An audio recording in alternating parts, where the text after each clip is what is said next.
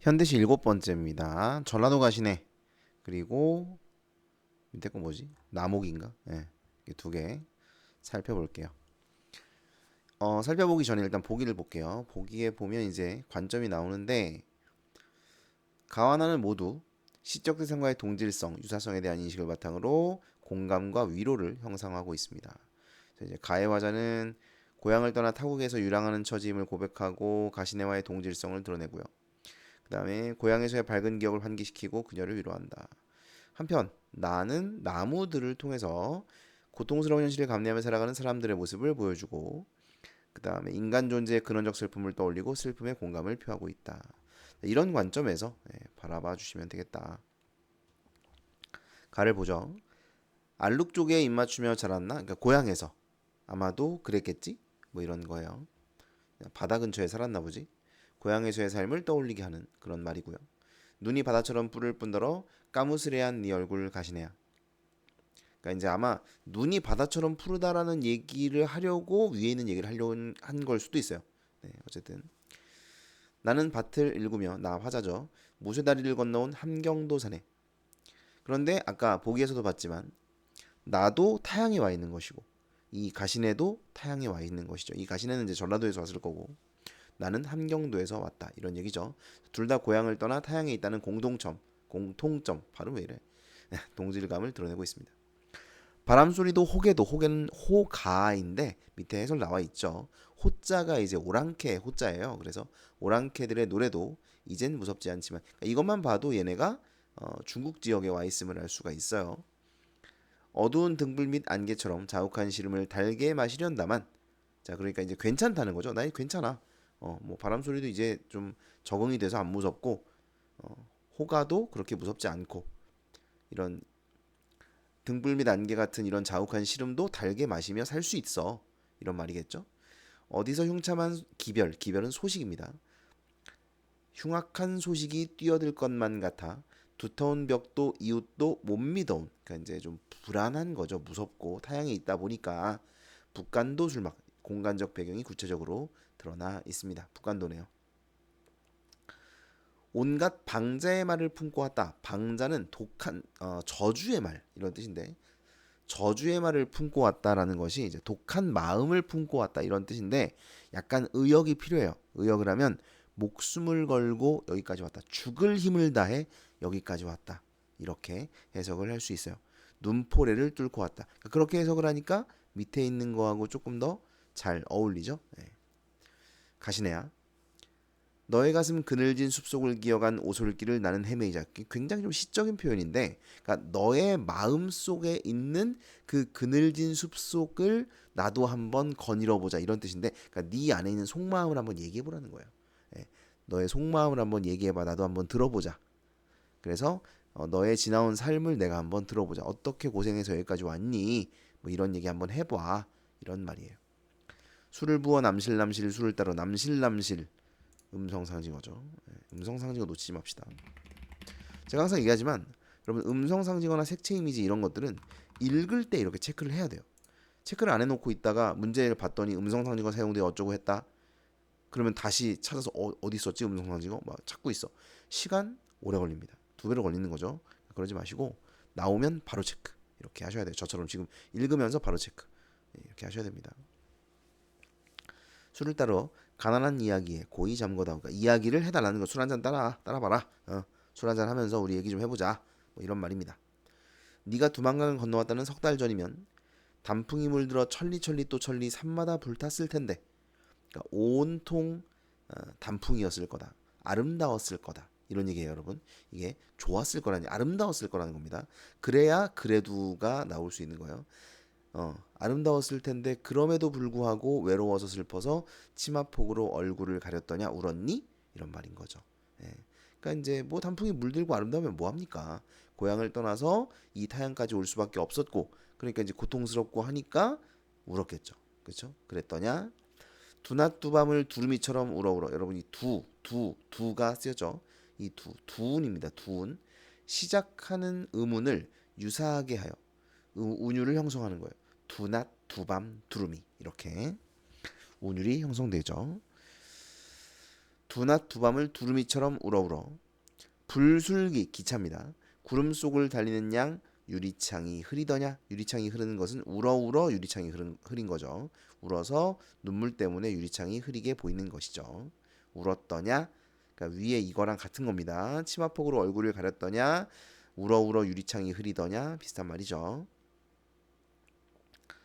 찰싹 부서지는 파도 소리에 취한 듯. 찰싹 음성 상징어입니다. 이것도 물론 이제 그 시적 허용도 사용되었죠. 예. 부서지는 파도 소리에 취한 듯 때로 싸늘한 웃음이 소리 없이 새기는 보족의 가시네야. 이게 여러분 여러 가지 해석이 가능한데 아마도 파도 소리를 듣고 있는 것 같아요. 제 생각에는 그러니까 그 파도 소리를 들으니까 내 고향에서 들었던 파도 소리를 떠올리면서 고향을 떠올리고 있는 것, 이렇게 해석을 할 수 있을 것 같습니다. 그래서 여기서도 이제 이거 있었잖아, 그죠? 아마 바다에서 온 그런 가시는 것 같아요. 파도 소리에 취한 듯 때로 싸늘한 웃음이 소리 없이 새기는 보조개. 이 싸늘한 웃음은 여러분 이걸 냉소로 해석하시는 분들도 있던데 씁쓸한 거죠. 예. 뭐 여기서 냉소할 게 뭐 있습니까? 씁쓸하게 웃는 것이 자신의 처지도 안타깝고 상황도 그렇고 해서 씁쓸하게 웃는 것 정도로 해석할 수 있겠죠. 그런데도 울 듯 울지 않는 전라도 가시네야. 이거는 쉽게 좌절하거나 자기를 놓아버리지 않는 이런 모습이라고 볼 수도 있지만 이게 어디서 봤지 이걸 내가 어디서는 이걸 강인함으로 해석을 한 경우도 있었어요. 그러니까 저는 사실 이걸 강인함이라고까지 봐야 되는가? 강인함은 좀 더 의지가 있고 막 이런 게 강인함이지 않나라고 생각을 해요. 강인함은 저는 아닌 것 같은데 어디서 이 강인함이라고 해석을 해놓은 것도 본 것 같아. 예. 그래서 뭐 문제도 아마 있었던 것 같고 참고는 해주세요. 네. 학교에서 혹시라도 강인함이라고 가르치면 그렇게 알아두시란 뜻이에요. 안 가르치면 모르셔도 됩니다. 네. 쉽게 좌절하지 않은 정도로 보시면 될 것 같고요. 두어 마디 너의 사투리로 때 아닌 봄을 불러줄게. 손때 수집은 분홍댕기 휘기 날리며 잠깐 너의 나라로 돌아가거라. 이거는 이런 식으로 해석할 수 있어요. 너의 사투리로 내가 그 노래를 불러줄게. 봄 노래를. 그러니까 뭐 이 남자가 알고 있는 봄 노래 같은 게 있나 보지 전라도. 예? 그거 불러줄 테니까 들으면서 잠깐 고향을 떠올려 봐. 위로해 주려고 하는 거죠. 예. 이렇게 해석할 수 있겠죠. 이윽고 얼음길이 밝으면. 자, 얼음길이 밝으면이라는 건 이제 시련과 고난이 분명해지고 시련과 고난이 확연하게 나에게 다가오면 정도로 해석할 수 있습니다. 나는 눈볼에 휘가 마치는 벌판에 눈보라가 치는 벌판이니까 시련과 고난이 막 휘몰아치고 있는 그런 상황 벌판에 우줄우줄 나설 것이다. 우줄우줄은 음성 상징어죠. 자, 그리고 노래도 없이 사라질 게다. 자욱도 없이 사라질 게다. 그러니까 이게 내가 그 눈보라 휘가 마치는 벌판에 나서면 내가 사라질 수도 있다는 걸 알고 있어요. 그럼에도 불구하고 나설 거다. 이런 건 의지겠죠. 그죠? 의지적 태도를 드러내고 있는 것입니다. 그래서 부정적 현실에 당당히 나서겠다. 주가 없어질 수도 있지만 이렇게 사라질 수 있지만 그럼에도 당당히 맞서겠다는 비장한 의지를 드러내고 있다. 이렇게 해석할 수 있겠습니다. 됐죠? 그래서 가에서도 대조가 아니네. 나를 아직 안 봤구나. 여기서는 전라도 가신에 대한 동질성, 그 다음에 위로 이런 것들을 전달하고자 하는 것이죠. 나를 봅시다. 이 시는 좀 더 간단해요. 신경림의 나목. 근데 여러분 이 나목이라는 제목 자체가 벌거벗은 나무란 뜻이에요. 이 나자가 나체할 때 나자입니다. 벌거벗었다. 뭐 이런 뜻이죠. 나체. 나목. 그럼 벌거벗은 나무라는 뜻이에요. 나무들이 시로라기 하나 걸치지 않고 이게 나목이죠. 시로라기 하나 걸치지 않고 서서 하늘을 향해 길게 팔을 내뻗고 있다. 의인법이죠. 나무인데 팔이라고 했잖아요. 가지잖아요. 근데 가지를 팔이라고 표현했기 때문에 의인법으로 볼 수 있죠. 그런데 우리가 여러분 하늘을 향해 팔을 내뻗는 것은 어떤 태도냐면 소망과 기원의 태도입니다. 소망과 기원의 태도. 그러니까 무언가를 소망하거나 무언가를 기원할 때 하늘을 향해서 우리가 팔을 내뻗고 기도를 하거든요. 소망과 기원의 태도 이렇게 해석할 수 있고요. 밤이면 메마른 손끝에 아름다운 별빛을 받아. 메마른 손끝, 이 나무들의 부정적인 상황이죠.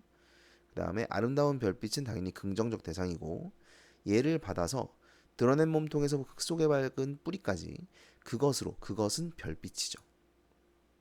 그것 별빛으로 말끔히 씻어내려는 것이겠지. 정화하려는 것이겠지. 나의 몸통과 뿌리를 정화하려는 것이겠지. 그래서 팔을 내뻗고 소망 기원하고 있는 거겠지. 별빛을 받으려고 하는 거겠지. 터진 살갗에 새겨진 고달픈 삶이나 부정적 현실이죠. 뒤틀린 허리에 베인 구질구질한 나날 고달픈 삶이죠. 부끄러울 것도 숨길 것도 없어. 한밤에 내려 몸을 덮는 눈 따위는 흔들어 시원스레 털어 다시 알몸이 되겠지만 여러분 이걸 잘 보시면 고달픈 삶이나 구질구질한 나날은 별거 아니에요. 부끄러울 것도 숨길 것도 없는 거예요. 별거 아닌 거야.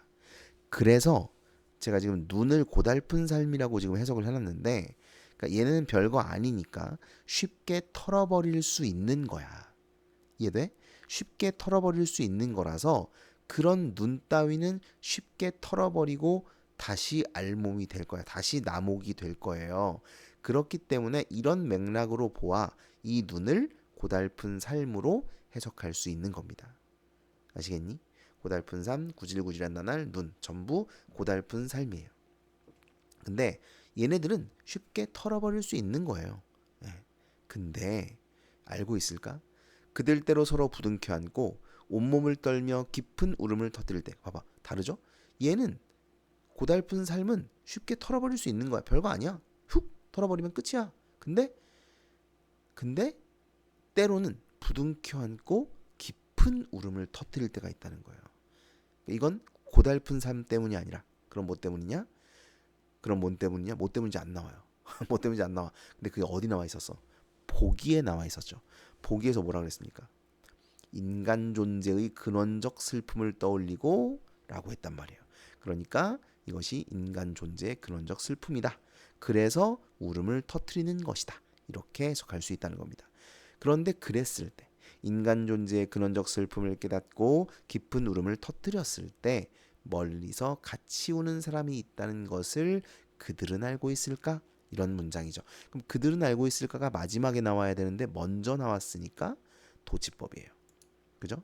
그리고 그럼 그 사람이 누군데요? 아마도 화자를 말하는 거겠죠. 내가 여기 있는 것을 그들은 알고 있을까? 이런 의미겠죠. 따라서 위로를 주는 사람이고 아마도 화자일 것이다.